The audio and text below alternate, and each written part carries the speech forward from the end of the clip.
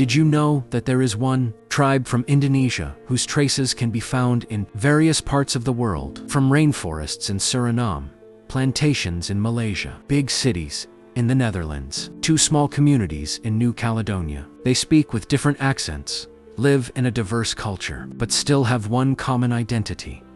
They are Javanese. How can a tribe that comes from Java Island spread up to thousands of kilometers across the ocean? What makes Javanese culture survive, even though it is far from its ancestral land? This is an interesting story about the Javanese tribe, one of the largest ethnic groups in the world, whose footprints are spread almost all over the world.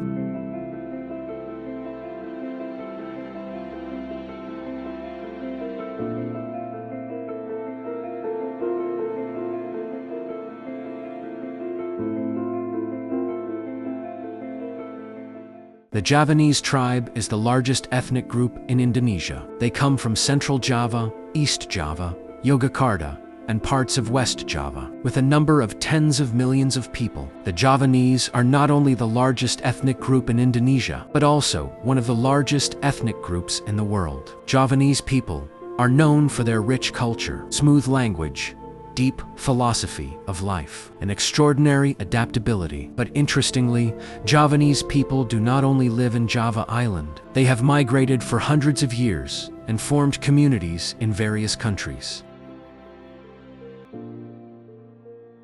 The spread of the Javanese has actually been going on since the time of the kingdoms. During the Majapahit Kingdom, Javanese sailors and traders had established relations with various regions in Southeast Asia. They sailed to Sumatra, Kalimantan, Sulawesi, to the Malay Peninsula. Spice trade, agriculture, and diplomatic relations were the main reasons for population displacement at that time.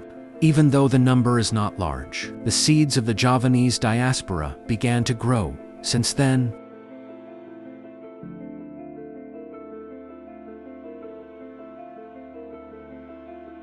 one of the biggest factors in the spread of Javanese people is the transmigration program. During the Dutch colonial period, and then continued by the Indonesian government, millions of Javanese were transferred to various regions. The goal is to reduce the population density in Java Island and open new areas. As a result, the Javanese community can now be found in Sumatra, Borneo, Sulawesi, Maluku, Nusa Tenggara. Even in some areas, Javanese is still used in everyday life. When you visit Lampung, for example, you may find villages that feel like they are in Java because the majority of the population is of Javanese descent.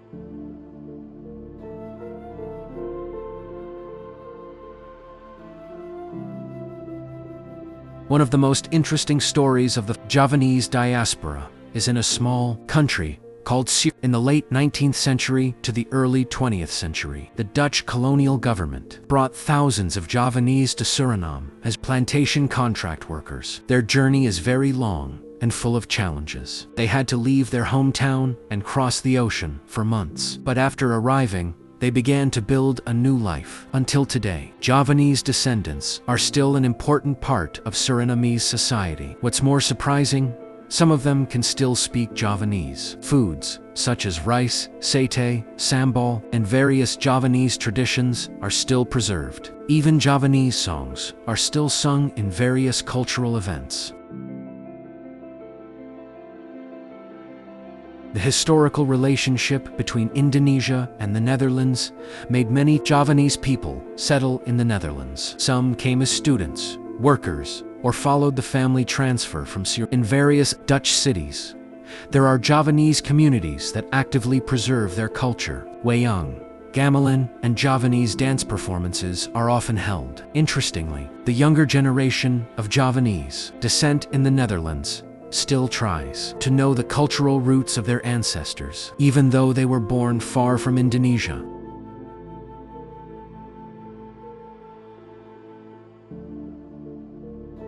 Another country that has a large Javanese community is Malaysia. The migration of Javanese people to Malaysia has been going on since hundreds of years ago. They came as farmers, traders, and workers. Now, there are many areas in Malaysia whose residents have Javanese blood. Some Javanese traditions are even still seen in wedding customs, culinary, and the use of everyday language. Due to the close cultural and geographical proximity, the adaptation process of the Javanese in Malaysia is relatively easy.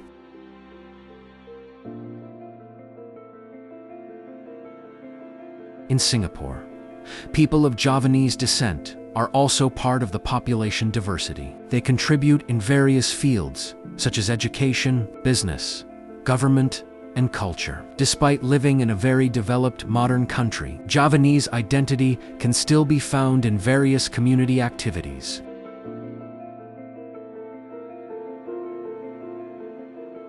Not many people know that Javanese descendants also live in New Caledonia. They came in the colonial period to work in the mining and plantation sectors. The number is not as large as in Suriname or Malaysia, but Javanese cultural heritage can still be found until now. One of the reasons why Javanese people can spread widely is their ability to adapt. Javanese philosophy teaches the importance of living in harmony, respecting others, and maintaining harmony. Principles such as Njala Tepas and Anhap Asar help them interact with the new society. That is why Javanese people are often able to blend in without losing their cultural identity. Despite living far from the ancestral land, many Javanese communities still maintain their culture. Some traditions that are still maintained include Javanese language, leather puppet, batik, customary ceremony, Javanese cuisine. This shows that culture is not only about residence, but also about values and identity that are passed down from generation to generation.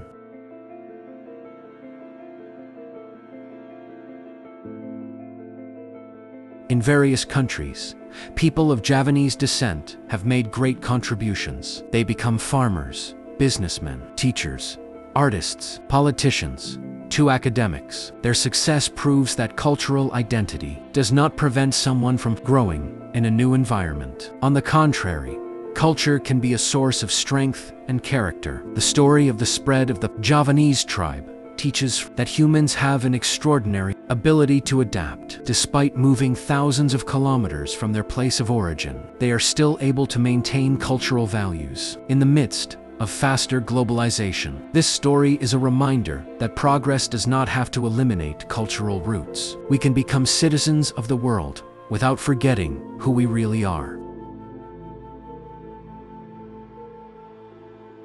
From villages on Java Island to communities in Suriname, Netherlands, Malaysia, Singapore, and various other countries, Javanese have written long stories about journey, struggle, and cultural resilience. They prove that identity is not determined by geographical location, but by values that continue to be maintained and inherited. The Javanese tribe is not only one of the largest tribes in Indonesia, they are real proof that Nusantara culture is able to cross the ocean, cross national borders, and still live in various parts of the world. Because wherever Javanese people are, there is always one thing that they still carry: cultural heritage that is part of their identity, far away from the homeland. But the cultural roots are still embedded in the heart.